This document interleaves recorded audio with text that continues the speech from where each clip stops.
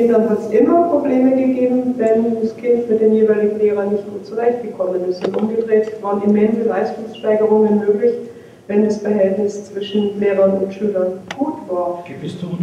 Was sollte in die Richtung auch mehr forschen, um so den Leistungsstand natürlich anzuheben und nicht nur durch Standard, also nichts gegen standardisierte Tests, aber in Ergänzung dazu. Es gibt einen immensen Erfahrungsschatz in der älteren Generation dieser Gesellschaft. Die Gesellschaft ist eigentlich total reich. Es ist ein großer Anteil älterer Bevölkerung, die immenses Wissen und auch immenses menschliches Wissen haben, was im Moment nicht an die Jüngeren weitergegeben wird. Es führt zu Depressionen und sonstigen Problemen, Krisen in der Gesellschaft. Und da müsste die Schule dran sein, mitzuhelfen, diese Blockade zu beheben.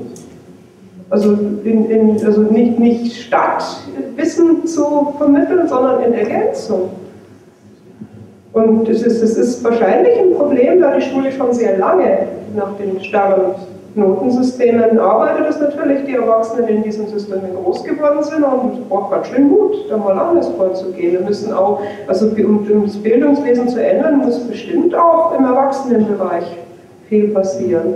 Also das wird nicht funktionieren, nur die Schulen für die Kinder da irgendwie kleine Reformchen zu machen, sondern da müssen auch die Erwachsenen an sich selber arbeiten, da muss Aufklärungsarbeit geleistet werden, aber das sollten eigentlich gerade Schulen prädestiniert sein, dafür Aufklärungsarbeit zu leisten.